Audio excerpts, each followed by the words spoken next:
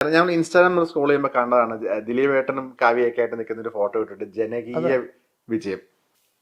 അത് പണ്ട് അമേരിക്ക പോയപ്പോൾ വിവാദമായ അമേരിക്കൻ ട്രിപ്പില് നമ്മുടെ നയാഗ്ര വെള്ളച്ചാട്ടത്തിന്റെ എടുത്ത ഫോട്ടോയാണ്.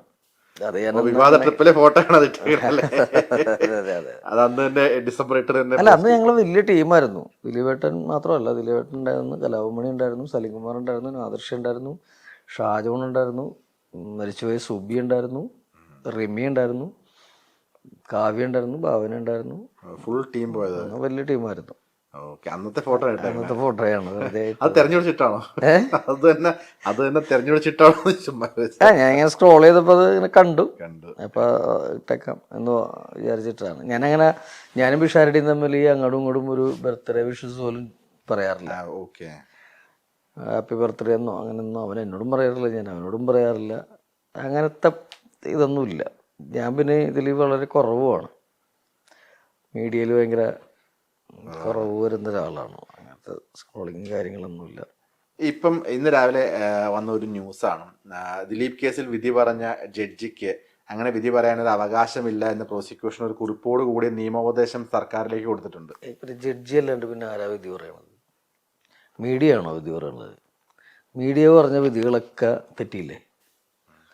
അപ്പം ജഡ്ജി അല്ലാണ്ട് പിന്നെ ആരാ വിധി പറയേണ്ടത്? അവർ പ്രോസിക്യൂഷൻ വാദിക്കുന്നു, ദിലീപേട്ടൻ്റെ വക്കീൽ വാദിക്കുന്നു. അതിന് രണ്ടുപേരുടെയും വിധിന്യായങ്ങൾ നോക്കിയിട്ട് ജഡ്ജിയാണ് പ്രസ്താവിക്കേണ്ടത്, അല്ലാണ്ട് മീഡിയ അല്ല ഇവിടെ ആരെയും കുറ്റക്കാരനാക്കുന്നതും ആരോപിതനാക്കുന്നതും ഇല്ല. പറയാം, മീഡിയക്ക് വേണ്ടിയിട്ട്, മീഡിയക്ക് ഒരു ഇത് കിട്ടാൻ വേണ്ടി, എക്സ്പോഷർ കിട്ടാൻ വേണ്ടിയിട്ട് ഇങ്ങനെയുള്ള വാർത്തകളൊക്കെ പറയാമെന്നല്ലാതെ വിധി പ്രഖ്യാപിക്കുന്നത് ജഡ്ജിയാണ്.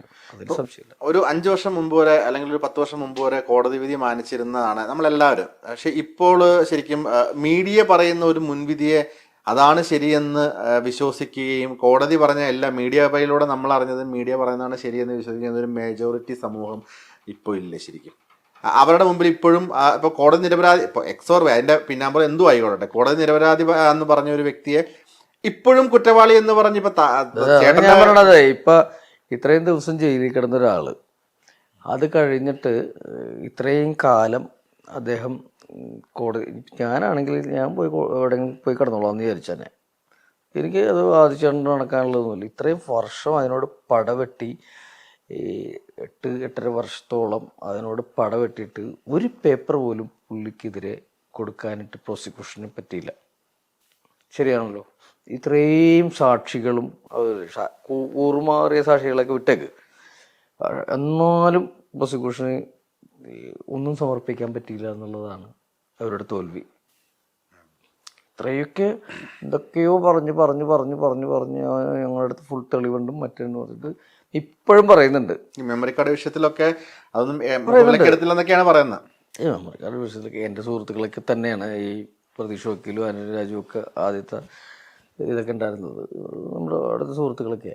ഞാൻ പറയുന്നത്, ഒരു പേപ്പർ പോലും ഇത്രയും വർഷം അന്വേഷിച്ചിട്ട് ഒരു പേപ്പർ പോലും പുള്ളിക്കെതിരെ കൊടുക്കാൻ ഒരു നല്ല തെളിവ്, പുള്ളിനെ അകത്താക്കണമെന്ന് ആഗ്രഹിക്കുന്ന ആൾക്കാർക്ക് ഒരു വ്യക്തമായിട്ടുള്ള 1, 2, 3, 5 ഒരു തെളിവുമില്ലാതെ ഒരു പേപ്പർ പോലും കൊടുക്കാൻ പറ്റിയില്ല എന്നുള്ളതാണ് സത്യം. അങ്ങനെയല്ലേ? അങ്ങനെയാണ് ജഡ്ജി ചോദിച്ചത്. അപ്പോൾ പുള്ളി അകത്തിടുന്നത് എന്തിനാണ്? എന്ത് കാര്യത്തിനാണ് പുള്ളിനെ? അപ്പം മനഃപൂർവ്വം പുള്ളിനെ അകത്താക്കിയതല്ലേ? ഞാൻ എൻ്റെ ജസ്റ്റ് ഒന്ന് ആഡ് ചെയ്തോട്ടെ, ആരായിരിക്കും ഇപ്പുറം നിൽക്കുന്ന ഈ മനഃപൂർവ്വം എന്ന് പറയുന്ന ആൾക്കാർ? ആരൊക്കെയാണ് ദിലീപിനെ അകത്താക്കിയിട്ട്? ഒരുപാട് പേർക്കുണ്ടാവും. പുള്ളി താഴ്ന്ന നിലയിൽ നിന്ന് വന്ന ഒരാളാണ്.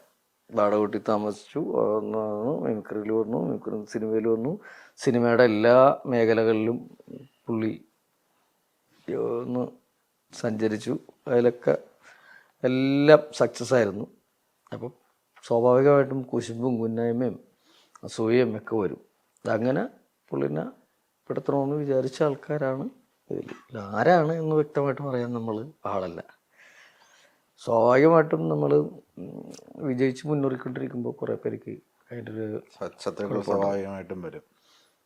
അതങ്ങനെയാണ്. കണ്ടിരുന്നോ വിധിക്ക് ശേഷം ദിലീപണ്ണെ? ഞാൻ വോട്ട് ചെയ്യാനായിട്ട് ക്യൂവിൽ നിൽക്കുമ്പോൾ പുള്ളി വിളിച്ചിട്ടുണ്ടായിരുന്നു. പിന്നെ അതിന് ശേഷം കാണുന്നത് ലാലേട്ടൻ്റെ അമ്മ മരിച്ചപ്പോൾ അവിടെ വെച്ച് കണ്ടു. ഞങ്ങളങ്ങനെ വിളിയുമ്പുറത്തിലൊന്നുമില്ല. എനിക്ക് തോന്നുന്നു ഞാൻ അങ്ങോട്ട് വിളിക്കണക്കാട്ടും കൂടുതൽ പുള്ളി എല്ലപ്പോഴും ഇങ്ങോട്ട് വിളിക്കാറാണ് പതിവ്. ഞാനങ്ങനെ ചാൻസ് ചോദിച്ച് വിളിക്കലുമില്ല, ഒന്നുമില്ല. ഒന്നും വരെ ചാൻസ് ചോദിച്ചിട്ടില്ല. പുള്ളി എനിക്ക് ചാൻസ് തന്നേ ഉള്ളൂ. ഈ ദിലീപിനെ സപ്പോർട്ട് ചെയ്തതിന്റെ പേരിൽ ചേട്ടന്റെ മകൾക്കെതിരെ ഉൾപ്പെടെ കമന്റുകൾ എന്നെ തോന്നിയിട്ടുണ്ട്. ഈ പുള്ളി അത് ഒരുപാട് അനുഭവിച്ചു. അതുകൊണ്ടാണ് ഇളയ മോളുണ്ടായപ്പോൾ അതിന് ചെന്നൈയിൽ കൊണ്ട് പഠിപ്പിക്കാനൊക്കെ നിർത്തിയത്. കാരണം ഒരു കുട്ടി ഇപ്പം എനിക്കൊക്കെ എതിരെ അതേപോലത്തെ സ്വർണ്ണക്കള്ളൊക്കെ കേസ് എന്ന് പറഞ്ഞ് തന്നെ ചോദ്യം ചെയ്യാനൊക്കെ വിളിപ്പിച്ചിട്ടുണ്ടായിരുന്നു.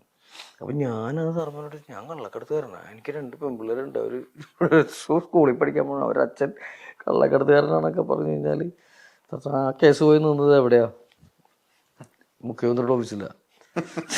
അപ്പം ഞാൻ ആലോചിച്ചത് ദൈവം ഇതെന്ത് കേസാ എന്ന് പറഞ്ഞു. അപ്പം എന്നെ ഈ ബിബിൻ ജോർജൊക്കെ വിളിച്ച് കളിയാക്കാറുണ്ട്. ചേട്ടാ അടുത്ത പള്ളി എപ്പോഴാണ് വെടിയെന്ന് ഞങ്ങൾക്ക് ചോദിക്കും എന്ന് പറഞ്ഞ പോലെ നമ്മൾ മനസ്സുമായി അറിയാത്ത കുറേ കാര്യങ്ങളിൽ പോയി പെടും. ചിലർ പെടുത്തും. ചില ന്യൂട്രൽ പോയിന്റുകൾ വെച്ചിട്ട് നമ്മളതിലായിപ്പോവും. ഇപ്പം സ്വർണ്ണക്കള്ളക്കടത്ത് കേസ് എന്ന് പറഞ്ഞിട്ട് എന്നെ ചോദ്യം ചെയ്യാൻ വിളിച്ചപ്പോൾ എവിടെയുള്ളൊരു പയ്യൻ ഇടക്കിടക്ക് വിളിച്ചിട്ട് ഇങ്ങനെ സംസാരിക്കും. ഞാൻ അവൻ്റെ നമ്പർ മൊബൈൽ ഫീഡ് ചെയ്യാനൊന്നും പോയില്ല. അപ്പം ഞാൻ അവിടെ പോകുമ്പോൾ എനിക്കൊരു കോമഡി പോലെയാണ്. ഞാൻ വണ്ടിക്ക് വന്നിട്ട് ബ്ലൂടൂത്തിൽ ഇവൻ്റെ കോൾ വരും, പറയും ഏട്ടാ നിങ്ങൾക്ക് 2 കോടി തരും എന്നൊക്കെ പറഞ്ഞിട്ട് വിളിക്കും. അപ്പം ഞാൻ 2 കോടി ഞാൻ കണ്ടിട്ടുമില്ല അതൊക്കെ പറഞ്ഞു. അങ്ങനെ നമ്മൾ വിളിച്ചു പോയതിൻ്റെ പേരിലൊക്കെയാണ് ഇങ്ങനെ. പയ്യൻ സ്വർണ്ണം അത് കണക്ട് ചെയ്തായിരുന്നു. അവനൊക്കെ ഒരു പാവം പയ്യൻ, ഇതിൻ്റെ റേഡിൽ പോലും ഇല്ല, പോലീസ് സ്റ്റേഷനിലായിട്ടൊരു ബന്ധമില്ലാത്തൊരു കോടികൾ എന്നൊക്കെ പറഞ്ഞാൽ അവൻ ഇന്ന നാട്ടിനെ പരിചയമുണ്ടോ, ഇന്ന നാട്ടിനെ പരിചയമുണ്ടോ എന്നൊക്കെ പറഞ്ഞ് ചോദിച്ചിട്ട് അവരൊക്കെ എൻ്റെ സുഹൃത്തുക്കളാണ്, എന്താണ് എന്നൊക്കെ പറഞ്ഞു. ഇടയ്ക്ക് ഞാൻ അവനോട് വിളിച്ചിട്ട് പറഞ്ഞു 2 കോടിയൊന്നും പോരാ, 3 കോടി ഉണ്ടെങ്കിൽ ഓക്കെ എന്നൊക്കെ പറഞ്ഞിട്ട് ഞാനിങ്ങനെയൊക്കെ തമാശ പറയുമായിരുന്നു.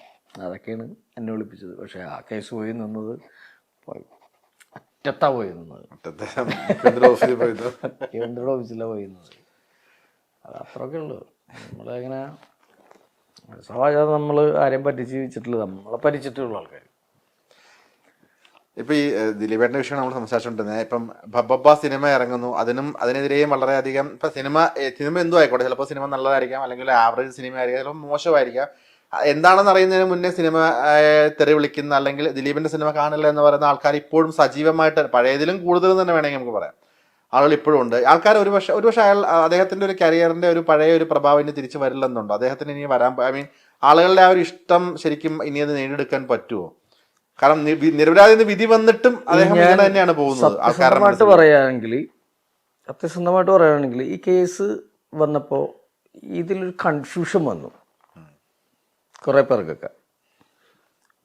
എന്താണ് ദിലീപ് ചെയ്തിട്ടുണ്ടാവോ, ദിലീപ് ചെയ്തിട്ടില്ലേ, അങ്ങനെ 2 വിഭാഗമായിട്ട് കുറച്ച് പേര് തിരിഞ്ഞു.